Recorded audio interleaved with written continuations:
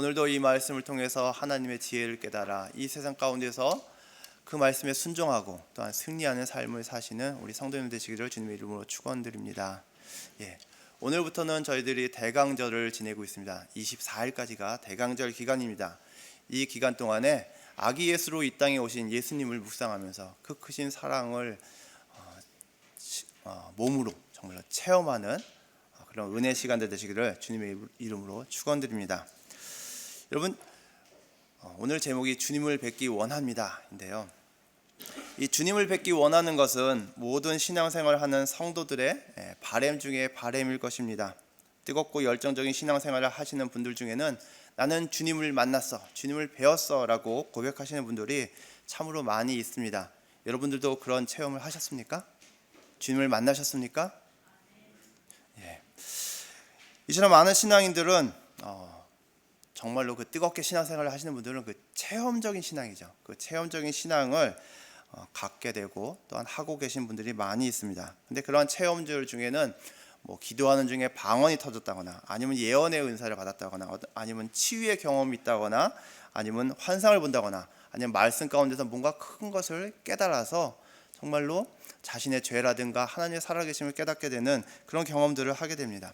그러나 이 모든 경험들을 가만히 생각을 해보면은 정말 그 경험을 통해서 우리가 깨닫게 되는 것이 있습니다. 그것은 무엇입니까? 다름 아닌 하나님은 정말로 살아계시고 하나님의 말씀은 참된 진리다라고 하는 그것입니다. 그렇죠? 우리가 다양한 경험들을 합니다. 신앙생활 가운데서, 그렇죠? 찬양하는 가운데, 말씀을 보는 가운데, 아니면 생활하는 가운데 다양한 성령 체험을 하게 되는데 그 경험들의 공통점은 바로 하나님은 살아계시다라고 하는 것입니다. 그리고 그 하나님의 모든 말씀들은 정말 참된 진리다라고 하는 것이죠. 자, 이 사실을 우리는 깨달아 알아야 되고 그리고 그것을 통해서 하나님을 정말로 배울 수 있어야 되겠습니다. 신앙 경험을 통해서 정말 주님의 존재하심을 깨달아 그리고 함께하심을, 늘 나와 함께하고 계심을 깨달아 알아야 됩니다. 그리고 또한 하나님께서는 우리에게 복 주시는 분이심을 그리고 인도해 주시는 분이심을 알아야 됩니다. 이러한 확신을 가져야 되는데 히브리서 말씀에 보면은 11장 6절에 이렇게 말씀하고 있는 것을 볼 수가 있습니다. 믿음이 없이는 하나님을 기쁘게 하지 못하나니 하나님께 나아가는 자는 반드시 그가 계신 것과 또한 그가 자기를 찾는 자들에게 상 주시는 이심을 믿어야 할지니라 라고 말씀하고 있습니다. 하나님 앞으로 나아가는 자는 여러분 믿음으로 나아가야 하는데 무엇을 믿느냐 하면은 먼저 하나님의 계심입니다. 그렇죠? 하나님의 계심, 즉 하나님의 존재하심을 믿으며 일체 의심도 없이 나아가야 된다라고 말씀하고 있습니다. 하나님의 존재하심을 믿는다라고 하는 것은 무엇입니까? 하나님께서 정말로 살아계시고 역사하고 계시고 이 세상 만물을 창조하셨고 그리고 통치하신 분이다라고 하는 것입니다. 그럼 두 번째로 말씀하고 있는 하나님을 찾는 자에게 상 주시는 이심을 믿어야 한다라고 말씀하셨는데 이것은 하나님을 찾고 구하는 자로서 하나님의 은혜를 구하는 자를 말합니다. 하나님을 절대적으로 의지하며 살아가는 자입니다. 하나님의 은혜를 구하며 살아갈 때 마지막에 구원해 주실 분이심을 믿어야 한다라고 하는 것입니다. 하나님의 은혜를 구하며 살아갈 때 여러분 마지막에 여러분 다 구원받으실 것을 믿으십니까? 자, 궁극적으로 우리를 구원하실 수 있는 분은 하나님 한 분밖에 없습니다.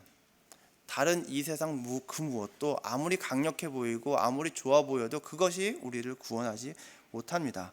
하나님만이 우리의 구원자가 되신다라고 하는 사실, 그리고 그것을 깨닫고 나아가야 되겠습니다. 다른 것들을 의지하지 않게 만드는 신앙이 바로 하나님이 마지막 때 우리에게 상 주시는 분, 바로 우리를 구원하시는 분이다라고 하는 그 신앙이 되겠습니다. 우리 주위에는 우리를 구원할 수 있다, 우리에게 도움을 줄 수 있다, 우리를 인도할 수 있다라고 하는 거짓된 신들, 거짓된 사상들이 너무나 많이 있습니다. 이런 것들이 또한 우상이기도 한데 이것을 물리칠 수 있는 진리는 다른 것이 아닙니다. 우리를 구원하실 수 있는 이는 오직 하나님 한 분밖에 없다라고 하는 그 사실입니다. 우리는 믿음으로 하나님 앞으로 나아가서 정말로 주님 뵙기를 원해야 합니다. 주님 앞으로 믿음으로 나아가는데 그 믿음은 무엇으로 그 믿음이 있음이 증명되는 것일까요? 사람들은 믿기만 하면 된다라고 쉽게 말을 합니다. 그냥 무조건 믿어라고 말들을 많이 하죠. 그러나 여러분 의심하지 말고 그냥 믿어라 라고 하는 것은 굉장히 참 어려운 일이 아닐 수 없습니다. 물론 그냥 믿어지면 얼마나 좋겠습니까? 근데 대다수 그런 말을 함에 있어서는 무엇입니까? 자기 확신을 가져라라고 하는 것이죠. 그렇죠? 그것은 가만히 생각해 보면 믿음이기보다는 그냥 확신입니다. 자기의 생각일 뿐입니다. 스스로 나는 하나님이 계신 것을 믿습니다. 나는 예수 그리스도가 구세주이심을 믿는다라고 수백 번 고백을 한다고 그 고백이 참된 믿음이 되는 것일까요? 그것은 그냥 단순히 입술의 고백에 지나지 않을 수가 있습니다. 정말로 내 마음 깊은 곳에서부터 믿어져야 되는데 그러지 않고 나는 믿습니다, 믿습니다, 믿습니다 수백 번, 수천 번 되낸다고 해서 그것이 참된 믿음이 되는 것은 아니다라고 하는 사실입니다. 여러분, 하나님께서 계신다라고 하는 것이 우리의 삶 가운데 온전히 증명되지 않는다라고 한다면, 내 삶으로서 그것이 나타나지 않는다라고 한다면은 아무리 수백 번, 수천 번의 고백을 한다 할지라도 그것은 참된 믿음이기 어렵습니다. 하나님의 현존하심이 고백되고 증거되어야 합니다. 여러분, 고백은 증거가 되어야 됩니다. 그냥 입술의 고백으로 끝나면 안 됩니다. 그렇죠? 여러분, 사랑한다고 고백하는데 사랑한다고 고백을 수백 번, 수천 번을 한다고 해서 그것이 진정한 사랑이 될까요? 아니죠. 그 사랑이 증거가 되어야 되는 것이거든요. 증명이 되어야 됩니다. 정말 사랑한다고 한다면은 거기에 걸맞는 행위가 나와야죠. 행위가 없이 그냥 입술의 고백으로 사랑한다고 하는 것이 증명이 되나요? 그렇지는 않습니다. 믿음도 마찬가지입니다. 믿음도 우리가 하나님을 믿습니다라고 아무리 수천 번 되낸다 하더라도 그것이 우리의 삶 가운데서 증명이 되지 않으면 안 됩니다. 그렇기 때문에 야고보 사도는 행함이 없는 믿음은 죽은 것이다라고 명확하게 우리에게 말씀하고 있는 것입니다. 그리고 예수님께서도 그 열매로 그를 안다라고 말씀하고 있는 것입니다. 참된 믿음은 그 믿음에 합당한 열매가 있기 마련입니다. 이것이 세상에 드러나 증거되고 하나님께 보여지지 않는다라고 한다면은 참된 믿음을 소유한 자다라고 할 수 없을 것입니다. 히브리서 11장에 보면은 믿음은 바라는 것들의 실상이요 보이지 않는 것들의 증거라라고 말씀하고 있습니다. 그렇죠? 증거라고 하는 단어가 나오고 있어요. 우리는 이 세상에서 보이지 않는 상을 보는 것 같이 살아가야 합니다. 하나님을 믿는다라고 하는 것은 또한 상 주시는 이심을 믿는 것입니다. 즉 우리를 구원하실 분이심을 믿는 것입니다. 상이 있음을 믿기 때문에 오늘의 고통과 고난도 인내하며 이겨낼 수가 있는 것입니다. 우리의 시선이 이 세상이 아닌 저 하늘나라를 향하고 있기 때문에 이 세상을 또한 나아갈 수 있는 것입니다. 이 세상에 살고 있지만은 우리의 참된 본향은 어디입니까? 이 땅이 아닌 하늘입니다. 그렇기에 우리는 이 땅에서 살아가면서 나그네와 외국인처럼 살아갑니다. 이 세상은 우리의 본향이 아닙니다. 우리의 본향은 아버지 하나님이 계신 그곳입니다. 우리의 믿음의 선진들이 그렇죠? 히브리서 11장에 믿음의 선진이 쭉 설명되고 있지 않습니까? 그 믿음의 선진들이 이 땅을 나그네로 그리고 외국인으로 살았음을 히브리서 저자는 계속해서 말씀하고 있습니다. 바로 우리도 그렇게 살아야 된다라고 히브리서 저자는 말씀하고 있습니다. 이처럼 살아가는 자가 진정으로 믿음이 있는 자다라고 할 수 있을 것입니다. 오늘 본 12장에서는 히브리서 저자는 믿음으로 주님 앞에 나아가는 데 있어서 주님을 뵙기 원한다고 한다면은 두 가지를 가지고 나아가야 된다. 바로 이 두 가지를 좇아야 된다라고 오늘 우리에게 말씀을 하고 있습니다. 먼저 14절 전반부를 보면은 모든 사람과 더불어 화평함을 따르라라고 말씀하고 있습니다. 첫 번째로 모든 사람들과 더불어 화평해야 함을 말씀합니다. 자, 화평케 하는 자는 하나님의 아들이여 일컬음을 받을 것이다 라고 산상수훈에서 예수님께서는 말씀하셨습니다. 참된 믿음이 있다면 모든 사람들과 더불어 이 화평을 도모해야 합니다. 삶 속에 분쟁과 갈등이 아닌 이 화평의 열매를 맺어야 합니다. 분쟁과 갈등 속에 있으면 이기려고 하는 욕심이 생겨 그 수단과 방법을 가리지 않게 되고 급기야 죄악을 저지르게 됩니다. 상대에 대한 용서도 이해도 자비도 없어지고 맙니다. 상대를 이겨야 자신이 원하는 그 목표를 이룰 수 있고 그리고 자신들이 생각하는 그 평화가 온다라고 믿기 때문에 이기고 싶은 욕망은 더욱더 커지고 그리고 폭력과 죄악은 끊이지 않게 됩니다. 여러분, 폭력은 폭력을 정당화시킨다고 했습니다.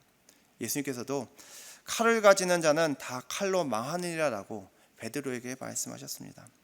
이 말씀은 하나님을 의지하지 않고 하나님 이외의 다른 것을 의지하면 바로 그것으로 인해서 범죄하게 되고 그 결과 망하게 된다라고 하는 말씀입니다. 여러분 혹시 주님 한 분 이외에, 하나님 한 분 이외에 다른 것을 의지하며 살아가고 있지 않습니까? 그것이 나를 구원할 것이다, 그것이 나에게 행복을 줄 것이다, 그것이 나를 축복할 것이다, 그것이 나를 정말 성공적인 인생으로 만들어줄 것이다 라고 혹시 믿고 있지 않습니까? 그것이 우리를 멸망시키는 것임을 우리는 알아야 되겠습니다. 그것이 아닌 정말로 우리는 하나님 한 분만을 의지하고 나아가야 됩니다.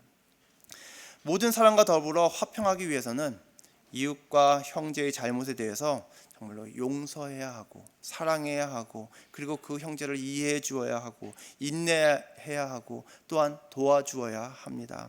즉 자신이 먼저 내어주지 않으면 안 됩니다.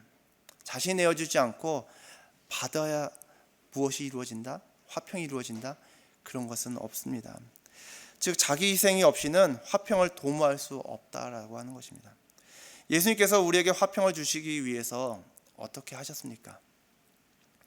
자신을 화목제물로 내어주심으로써 십자가에서 피 흘리심으로 우리에게 화평을 주셨습니다.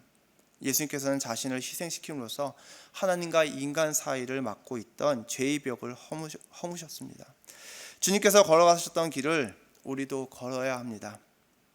자기 희생이 없이는 모든 사람과 화평하기는 참으로 어렵습니다. 힘과 권력을 휘두르며 화평을 운운하는 것은 자신에게 복종하라고 하는 것이지 진정한 화평을 도모하는 것은 아닙니다.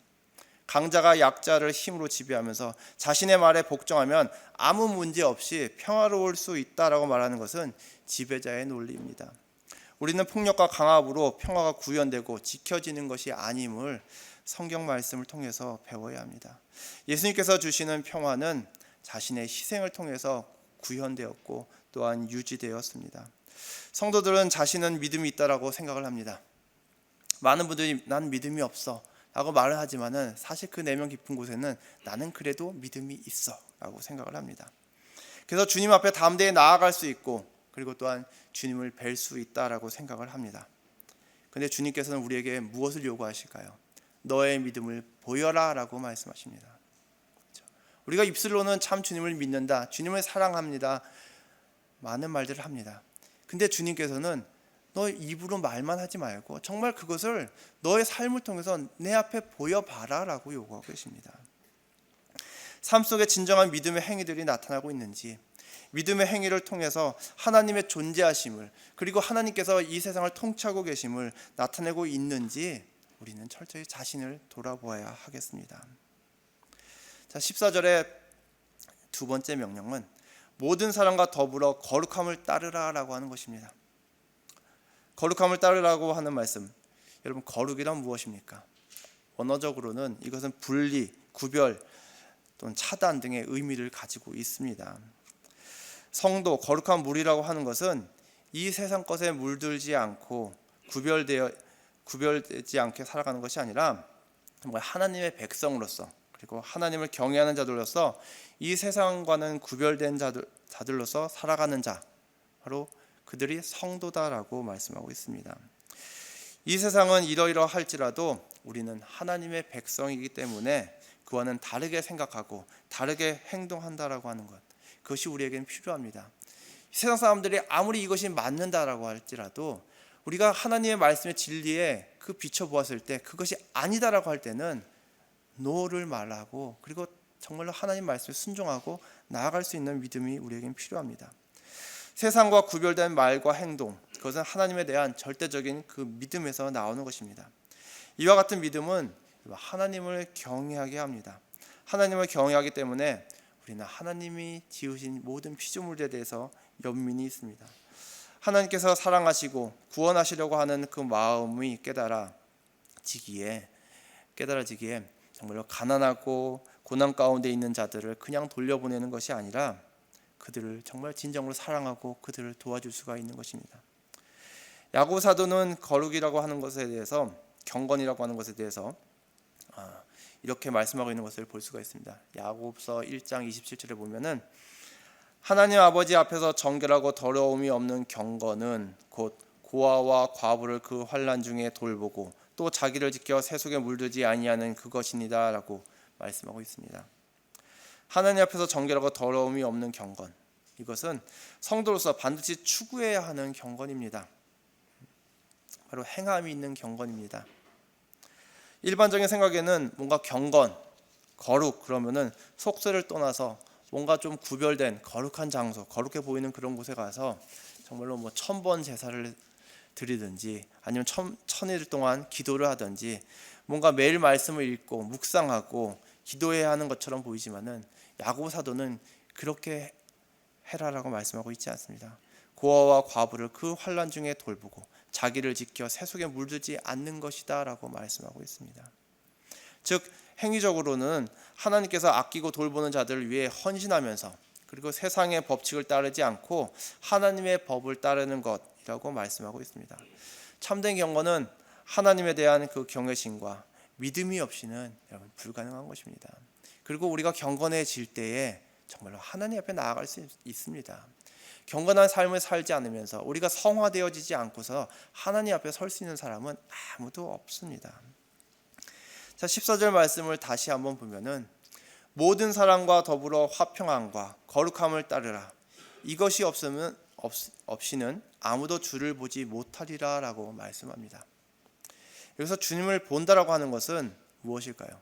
문자적으로 눈으로 본다라고 하는 것을 의미하기보다는 여러분 천국에 들어간다라고 하는 의미, 어떤 그 구원의 의미, 또 종말의 때에 예수 그리스도의 재림에 대한 그 기대를 의미합니다. 여러분 눈으로 보는 것, 그것은 우리가 불가능하다라는 것이 성경 속에 나와 있습니다. 왜냐하면 우리가 육신을 입은 이 상태로 하나님을 본 사람이 있습니까? 성경 속에 없습니다. 모세만이 하나님이 지나가시는 그 뒷모습을 살짝 보았다라고 기록이 되어 있습니다. 그렇죠? 그렇기 때문에 여기서 본다라고 하는 것 자체가 그냥 문자 그대로 본다라고 하는 것이 아닙니다. 우리가 진정 주님을 볼 수 있는 것은 이 땅에서가 아니라 사실은 저 하늘나라에서 마지막 때에 하나님을 뵙게 되는 것입니다. 예수 그리스도를 진정으로 뵙게 되는 것은 그때인 것입니다. 예수님께서 부활하시고 승천하신 이후에 모든 성도들의 신앙은 예수 그리스도의 그 재림에 초점이 맞춰져 있습니다. 예수께서 다시 오시면은 선악간의 심판이 있고 그리고 지금은 믿음의 환난을 당하고 있지만은 구원받아서 영원한 하늘나라에서 살게 될 것임을 믿었습니다. 여러분들도 믿고 계시죠? 이처럼 우리들도 예수님의 재림에 대한 그 소망을 가지고 신앙생활을 해 나가고 있습니다. 그리고 해 나가야 됩니다. 그 소망이 없이는 참된 믿음 생활이라고 말할 수가 없습니다. 성도 여러분, 주님을 뵙기 원하십니까? 네. 주님과 함께 영원한 삶을 살아가기를 소망하십니까? 그렇다고 한다면은 오늘 말씀에 순종하십시오. 자신의 마음속 깊은 곳에서 불신감도 들고 그리고 이것은 너무 어렵다라고 하는 생각도 들 수 있습니다. 거부 반응이 나올 수 있습니다. 그러나 그것은 사실 따지고 보면 당연한 것입니다. 우리가 죄인이면서 진리의 말씀을 따르려고 하면은 힘들고 거부 반응이 나오는 것은 당연한 것입니다. 그것을 쉽게 결정할 수 있는 사람은 아무도 없습니다. 왜요? 우리의 마음이 그렇지가 않습니다. 우리의 마음이 그 정도로 성숙되어져 있고 거룩하지 않습니다. 많은 죄악에 물들어 있습니다. 그렇기 때문에 힘듭니다. 그렇기 때문에 우리가 하나님의 말씀을 읽으면서 그냥 다 좋다라고 넘어가는 것이 아니라 사실은 그 말씀을 읽을 때 우리의 마음속에 무엇이 일어나야 됩니까? 그 말씀에 도전이 일어나야 됩니다. 갈등이 일어나야 됩니다. 그렇죠? 내 육신의 마음과 하나님 주시는 그 참된 그 성령의 마음이 서로 갈등을 일으키고 싸워야 됩니다. 그 가운데서 여러분 승리해야 됩니다. 이것이 영적 싸움입니다. 우리는 사실 매일매일 살아가면서 그 싸움 가운데 있습니다. 이것은 괴롭고 힘든 것입니다. 믿음 생활하면은 그냥 모든 것이 다 형통하고 그냥 마음속에 늘 평안과 기쁨이 넘쳐. 그런 사람이 어디 있습니까? 그렇죠? 매일 싸우고 있는데 기쁜 사람이 어디 있습니까? 그렇죠? 그러나 이기게 해주실 것을 알기 때문에 주님만을 의지하며 나아가면은 이 싸움이 끝날 것이고 승리할 것을 알기 때문에 감사함으로 기쁨으로 나아갈 수 있는 것입니다. 여러분, 우리는 매일 말씀의 도전을 받아야 됩니다. 그리고 마음은 괴롭지만 늘 감사하며 기쁨 속에 살아야 됩니다. 사도 바울은 이러한 영적 싸움을 로마서에서 잘 표현해주고 있습니다. 로마서 7장 22절부터 24절 말씀을 보면은 내 속사람으로는 하나님의 법을 즐거워하되 내 지체 속에서 한 다른 법이 내 마음의 법과 싸워 내 지체 속에 있는 죄의 법으로 나를 사로잡는 것을 보는도다. 오호라 나는 곤고한 사람이로다. 이 사망의 몸에서 누가 나를 건져내랴 라고 말씀하고 있습니다. 그렇죠? 자기 마음속에서 두 가지 법, 그렇죠? 그 법이 계속해서 싸우고 있다라고 고백을 하고 있고, 그리고 나는 공고한 사람이다라고 고백을 하고 있습니다. 공고한 사람이 행복한 사람입니까? 즐거운 사람입니까? 아니죠. 괴롭습니다.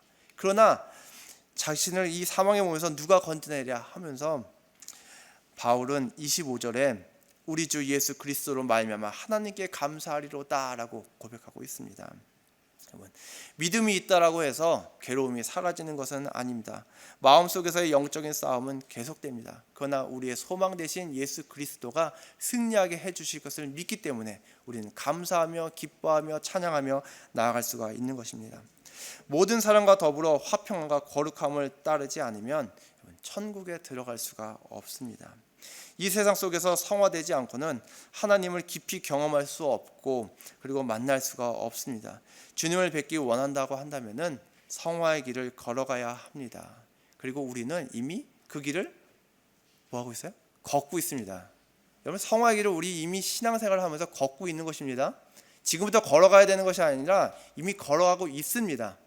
그렇기 때문에 그 가운데에 사탄의 유혹과 방해는 너무나도 크고 큽니다. 그래서 우리는 늘 싸우며 나아가는 것입니다. 15절부터 17절까지의 말씀은 성도 각 개인뿐 아니라 교회 공동체를 향한 말씀입니다. 바로 그 싸움 가운데서 우리가 어떻게 주의하며 나아가야 되는지를 말씀하고 있는 것입니다. 먼저 15절에 보면은 너희는 하나님의 은혜에 이르지 못하는 자가 없도록 하고 라고 말씀하고 있습니다. 하나님의 은혜를 받지 못하는 형제나 이웃이 없도록 하라라고 하는 말씀입니다. 형제는 하나님의 은혜를 받지 못했는데 자신만 하나님의 은혜를 받아 누린다라고 한다면은 행복할 수 있을까요? 나만 구원받으면 된다라고 생각하십니까, 여러분? 주님은 너만 구원받도록 열심히 노력하며 살라라고 말씀하신 적이 없습니다. 예수님께서는 복음을 이웃과 형제에게 세계 만방에 전파라고 말씀하셨습니다. 이것은 무엇입니까? 너만 그 복음을 듣고 구원의 길을 가는 것이 아니라, 성화의 길을 가는 것이 아니라 너의 주위에 있는 형제들이나 이웃들에게, 세계 만민들에게 그 복음을 전해서 그들도 함께 그 길을 걷게 하라라고 하는 것입니다. 그렇죠? 바로 하나님의 은혜를 너만 누리는 것이 아니라 너 주위에 있는 다른 이웃 형제들과도 함께 누리게 하라라고 하는 말씀입니다. 여러분, 좋은 것은 서로 나눌 때에 정말 그 가치가 빛나는 법입니다. 전도의 사명은 누구 특정된 사람만 받은 것이 아니라 모든 기독교인들에게 주어진 하나님이 주신 사명입니다. 이 사명을 감당하지 않으면서 자신의 구원을 이룰 수 있을까요? 없다라고 봅니다. 구원의 길은 여러분 홀로 독주하면서 혼자 가는 길이 아닙니다. 형제와 이웃과 함께 나아가는 길이어야 합니다. 그리고 그것이 진정 하나님 아버지의 그 뜻을 따르는 길입니다. 우리는 주위에 하나님의 은혜를 받아 누리지 못하는 자가 있는지 열심히 돌아보아야 합니다. 주위에 있는 형제나 이웃이 하나님의 은혜, 하나님의 도움과 인도함을 받고 있는지 주의 깊게 관찰하고 돌아보아야 합니다. 여러분, 남성분들께서는 군대를 다녀오셨죠? 군대에서 행군을 하다 보면은 항상 체력이 약해서 뒤처지는 병사가 있습니다. 그럴 때 어떻게 합니까? 그 병사 버리고 그냥 갑니까? 그런 군대는 하나도 없습니다. 그 뒤처진 병사를 이끌어서 같이 갑니다. 그 병사의 짐을 대신 져주기도 합니다. 그리고 무거운 장비가 있으면 서로 돌아가면서 지면서 그 길을 걸어갑니다. 그렇게 해서 마지막 때 그 부대가 모두 다 완주할 수 있도록 행군에 나아갑니다. 한 사람도 낙오자가 없도록 함께 서로 도우면서 이끌어주면서 나아가고 있는 것을 볼 수가 있습니다. 여러분, 신앙생활이라고 하는 것은 군대의 행군과도 같습니다. 우리가 십자가 군사라고 하지 않습니까? 그렇다고 한다면 우리가 이 길을 나아가는 데 있어서 군대처럼 나아가야 됩니다. 서로 도우면서 나아가야 됩니다. 구원을 향해 나아가는 대열에서 뒤처지는 자가 없는지, 정말 은혜를 받지 못하고 퇴보하는 자가 없는지 돌아보아야 합니다. 이 세상에 하나님의 은혜가 필요하지 않은 사람은 한 사람도 없습니다. 그러나 안타깝게도 하나님의 은혜에 이르지 못하는 사람이 참으로 많이 있습니다. 하나님의 은혜는 한 번 받았다라고 해서 그것으로 끝이 아닙니다. 신앙적으로 앞으로 나아가기 위해서는 계속해서 하나님의 은혜 가운데 살아야 합니다. 구원의 은혜를 받지 못하면 그 결과는 배교이고 타락입니다. 우리 자신도 하나님의 은혜를 받아 누려야 하며 주위의 형제와 이웃들도 받아 누릴 수 있도록 둘러보고 이끌어 줄 수 있어야 하겠습니다. 자, 15절 이 뒷부분을 또 보면은 또 쓴뿌리가 나서 괴롭게 하여 많은 사람이 이로 말미암아 더럽게 되지 않게 하며 라고 말씀하고 있습니다. 쓴뿌리가 생겨서 서로를 괴롭게 하고 또 서먹하게 만들고 서로 싸우게 만들고 서로 죄짓지 말라라고 하는 것입니다. 모든 사람은 홀로 살지 못하고 관계 속에서 살아갑니다. 그러나 항상 그 관계가 좋을 수만은 없습니다. 남녀가 서로 사랑해서 결혼을 해서 가정을 이루며 살아가지만은 그 가정이 늘 행복하지는 않습니다. 사랑함에도 불구하고 그 관계가 때로는 어긋나고 싸울 때가 있습니다.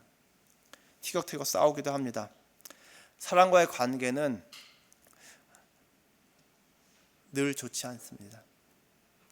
껄끄럽게 만드는 그 관계 속에 쓴뿌리와 같은 것이 생겨납니다. 관계 속에 있는 그 쓴뿌리 때문에 서로 신경을 곤두세우고 싸우기도 합니다. 이로 말미암아 관계를 맺고 살아간다고 하는 것이 참으로 힘들어집니다. 그렇죠? 저는 인간관계처럼 참 힘든 관계가 참 없는 것 같습니다. 그렇죠? 그 사람의 마음을 정말로 잘 알 수 있다면 얼마나 좋겠습니까? 근데 사실 모르지 않습니까? 내가 내 마음도 잘 모르고 상대의 마음도 잘 모르고 그러다 보니까는 우리도 모르는 사이에 그 관계 속에 쓴뿌리들이 생겨납니다. 그 관계가 힘들어지면 힘들어질수록 그냥 그 관계를 깨고 싶은 마음이 듭니다. 저 사람 안 보고 살고 싶습니다. 그렇죠? 부부간에도 그 연을 끊고 사는 경우가 있지 않습니까? 이혼하는 경우인데, 그렇죠? 얼마나 서로 보기 힘들고 그 관계가 어려우면 그와 같은 처지까지 이르게 되겠습니까? 여러분, 사람들의 이 관계 속에는 그 모든 관계를 깨고자 하는 그 쓴뿌리가 있다라고 하는 것을 우리는 알아야 됩니다. 근데 이 쓴뿌리에 대한 표현이 무엇일까요? 그것을 구약 성경에서 보면은 특히 그 신명기 29장 18절에 그 쓴뿌리에 대한 그 표현이 나오는데 그 18절 후반부에 보면은 독초와 쑥의 뿌리가 너희 중에 생겨서라고 하는 표현이 나오고 있습니다. 이것은 그 공동체에 이스라엘 그 공동체에 우상을 숭배함으로 하나님을 떠난 자들을 가리키는 말씀으로서 나오고 있습니다. 즉 이스라엘 공동체를 오염시키고 서로 싸우게 만드는 요소, 바로 그것이 우상 숭배임을 말씀하고 있습니다. 우상 숭배만큼 공동체를 병들게 하고 또한 분열시키는 것도 없을 것입니다. 적은 누룩이 온덩이에 퍼져서 부풀게 하는 것처럼 소수의 우상 숭배자나 다른 믿음을 가진 자들, 즉 이단들은 공동체를 분열시킵니다. 이러한 형제나 사상은 이런 관계를 힘들게 만들고 거룩해야 하는 그 공동체를 더럽힙니다. 그러나 여러분 반대로 참된 진리 가운데 있는 사람은 그 공동체를 또한 정화시키는 능력도 있습니다. 여러분 모든 관계 속에 돋아나는 이 쓴뿌리는 서로를 괴롭게 하고 싸우고 죄를 짓게 만듭니다. 그리고 주위 사람들이 신앙을 떠나도록 선동하기도 합니다. 우리는 관계 속에 이 독버섯처럼 피어나는 쓴뿌리, 거짓된 교훈 또는 주장들, 세상적인 욕망, 가치관 등 이런 것들을 직시하고 정말 이것이 사탄이 뿌린 악의 씨앗임을 알고 공동체 전체에 퍼지지 않도록 영적으로 깨어 있어야 하겠습니다. 말씀을 통해 바른 기준을 잡고 그렇죠? 신앙을 빼앗기지 않기 위해서 더욱 말씀 중심으로 나아가야 됩니다. 그럴 때에 그 공동체 가운데에 돋아나는 그 쓴뿌리를 제거할 수 있고 그리고 이 공동체가 더욱더 성결한 공동체, 깨끗하고 정말로 거룩한 공동체로 거듭낼 수가 있는 것입니다. 계속해서 말씀을 보면은 그 16절과 17절 말씀인데요. 이 말씀은 에서에 대한 말씀입니다. 에서와 같은 자가 없도록 하라라고 하는 말씀입니다. 즉 너희 공동체에, 너희 교회 안에 에서와 같은 자가 없도록 하라라고 하는데, 먼저 16절 말씀을 보면은 음행하는 자와 혹 한 그릇 음식을 위하여 장자의 명분을 판 에서와 같이 망령된 자가 없도록 살피라라고 말씀하고 있습니다. 음행하는 자가 없도록 살피라라고 하는 말씀을 먼저 하고 있는데, 에서가 음행을 하였다라고 하는 기록이 있습니까? 없죠. 근데 그것을 알 수 있는 말씀들이 있습니다. 그 근거는 그가 어떤 여인들과 결혼했습니까? 이방 여인들과 결혼을 했습니다. 이방 여인들과 그 혼인한 것 때문이다라고 볼 수 있는데요. 당시 유대인들 사이에서는 이 에서가 성욕이 강해서 이방 여인을 아내로 취하였다라고 하는 그 전설이 널리 퍼져 있었습니다. 그것에 근거를 두고 지금 히브리서 저자는 음행한 자라고 하는 그 말을 넣고 있는 것입니다. 바로 이 에서가 이방 여인을 취하였기 때문에 그 부모인 이삭과 리브가의 마음에 근심이 되었다라고 하는 것을 우리는 창세기에서 찾아볼 수가 있습니다. 여러분, 또한 성경 속에서 음행이라고 하는 것은 무엇입니까? 이것은 또한 우상 숭배에 대한 비유이기도 합니다. 문자적으로 음행이라고 하는 것은 하나님께서 허락하신 관계가 아닌 다른 대상과 관계를 맺는 것을 통칭하고 있습니다. 인간은 하나님과 관계를 맺어지도록 창조되었습니다. 그렇기 때문에 하나님의 형상으로 창조되었습니다. 하나님이 아닌 다른 신을 섬기는 것은 음행하는 것과 같습니다. 성도나 교회는 예수 그리스도의 신부로 비유됩니다. 그래서 신랑 되시는 예수님이 아닌 다른 신랑을 마음에 품고 있다면 하나님께 큰 죄가 아닐 수 없습니다. 교회 안에는 초대교회 교회 때부터 다른 복음을 전하는 사람들, 또 세상 타락에 빠져서 우상을 섬기던 자들이 있었습니다. 오늘날도 신앙생활을 하다 보면 자신도 모르게 우상 세속에 물들어서 우상을 마음에 품고 섬기는 경우가 있습니다. 하나님 이외에 다른 것을 중요하게 생각하고 의지하며 섬긴다면 그 모든 것이 우상입니다.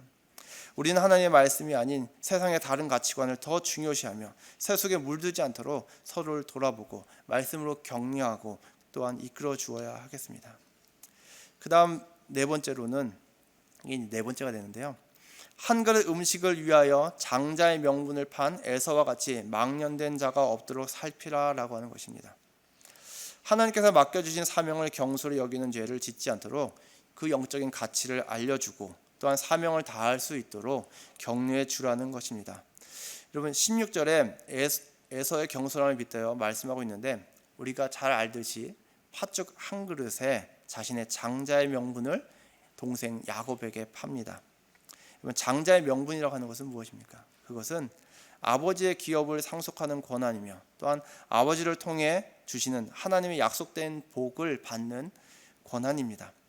에서는 이처럼 크고 놀라운 축복을 받도록 태어났던 자입니다. 그런데 그 고유하고 귀중한 권한의 가치를 몰랐습니다.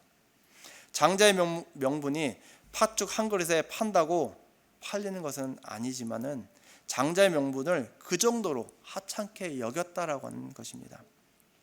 오늘날 성도는 영적인 장자입니다. 하나님의 유업을 이을 자들입니다. 하나님께서 주시는 사명을 가벼이 여기며 산다면 하나님의 자녀로서 하나님의 유업을 이을 수 없을 것입니다. 우리가 이 세상을 살아가면서 성도요 또한 하나님의 자녀라고 하는 사실은 하나님께서 말씀하시는 것을 가볍게 여기지 않고 또한 성실의 행함으로써 드러나는 것입니다. 예수님의 비유에서도 보면은 달란트 비유나 문화 비유에서 충성된 종은 어떻게 했습니까? 그 주인이 맡긴 그 사명을 충성되이 헌신하였던 것을 볼 수가 있습니다. 우리가 신앙생활을 하다가 어려움을 만나 또한 실망하고 세상적 안위를 얻기 위해 하나님께서 주신 사명, 즉 장자의 명분을 가벼이 여김으로써 스스로 상실해 버린다라고 하면은 에서처럼 망령된 행위를 하는 자가 될 것입니다. 하나님의 은혜와 축복, 말씀들을 업신여기는 자가 없도록 성령의 소욕을 쫓아 정말 충성된 성도, 공동체가 되도록 우리는 다 같이 노력해야 하겠습니다. 우리는 음행과 망령되이 행하는 것의 그 결과가 얼마나 무서운 것인지를 에서를 통해서 또한 배울 수가 있습니다. 17절 말씀을 보면은 너희가 아는 바와 같이 그가 그 후에 축복을 이어받으려고 눈물을 흘리며 구하되 버림바가 되어 회개할 기회를 얻지 못하였느니라 라고 말씀하고 있습니다. 즉 뒤늦게 하나님의 그 축복과 사명의 가치를 깨닫고 자신의 잘못을 눈물을 흘리며 후회하여도 회개의 기회조차 잃어버릴 수 있음을 말씀하고 있습니다. 창세기에 보면은 에서는 자기가 받아야 할 축복을 야곱이 받았다라고 하는 사실을 알고서 아버지 이삭에게 가서 돌이키게 하려고, 그렇죠? 눈물을 흘리면서 애원하지만은 그 축복을 되돌릴 수 없었다라는 것을 우리는 말씀을 통해 볼 수가 있습니다. 하나님께서는 하나님의 말씀을 무시하고 거역하는 자를 반드시 심판하십니다. 특히 하나님의 은혜와 사랑과 축복, 성령의 능력과 사역, 복음 전파의 사명 등 이런 것들을 경멸하고 조롱하면 에서처럼 회개의 기회조차 얻지 못하고 진노의 심판을 받을 수 있습니다. 우리의 삶에 무엇이 진정 중요한 것인지 깨닫는 은혜가 있기를 축원드립니다. 성도 여러분, 우리는 지금 성화의 길을 걸어가고 있습니다. 하나님 아버지를 향해 한 걸음 한 걸음 나아가고 있습니다. 이 길을 홀로 걸어가는 것이 아니라 옆에 있는 형제 자매들과 함께 걸어가고 있습니다. 하나님의 참된 자녀로서 자녀답게 주위의 모든 형제들과 그 사람들과 더불어 화평함과 거룩함을 따르며 나아가야 하겠습니다.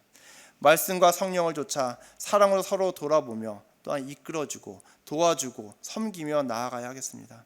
한 사람도 낙오되는 사람이 없도록 바르게 신앙생활을 하고 있는지 자신을 돌아보고 또한 형제를 돌아보고 경계함으로 나아가야 하겠습니다. 화평과 거룩함이 없이는 거룩하신 하나님 앞으로 나아갈 수 없고 또한 신앙의 퇴보를 가져오게 될 것입니다. 여러분, 신앙의 퇴보의 결과는 영원한 멸망입니다. 우리는 성화의 길 가운데서 자신이나 형제가 교회 공동체를 해치는 죄의 통로가 되지 않도록 주의하고 또한 서로 격려하고 이끌어줌으로써 주를 뵙는 자들, 정말로 천국에 들어가서 주님 앞에서 올바로 서는 참된 축복의 자녀들 되시기를 주님의 이름으로 축원합니다. 기도하겠습니다. 사랑과 은혜가 많으신 하나님 아버지 감사드립니다. 오늘 말씀을 통해서 화평함과 거룩함을 가지고 주님 앞으로 나아갈 수 있도록 지금 저희에게 힘과 지혜, 능력을 더하여 주시옵소서. 하나님의 말씀 가운데 바로 서고 참된 진리 가운데 바로 서서 이 세상 것을 쫓는 것이 아니라, 이 세상 것을 의지하는 것이 아니라 오직 하나님의 말씀과 하나님만을 바라보며 나아갈 수 있도록 인도해 주시옵소서. 하나님 아버지, 우리 교회 공동체가 함께 이 성화의 길을 걸어가고 있습니다. 나 홀로 걸어가서 된다고 하는 것이 아니라 우리가 함께 걸어가야 되겠습니다. 서로가 진정 사랑하게 하시고 서로가 서로를 돌아보게 하시고 우리 가운데 있는 모든 분쟁의 요소들을 없애고 정말 주님이 원하시는 그 구원의 길, 그 성화의 길을 저희들 온전히 걸어갈 수 있도록 인도하여 주시옵소서. 그리하여서 마지막 때에 저 천국에서 우리 모두가 주님을 뵙는 그 영광을 얻을 수 있도록 인도하여 주시옵소서. 감사드리며 사랑하신 예수님의 이름으로 기도드렸사옵나이다. 아멘.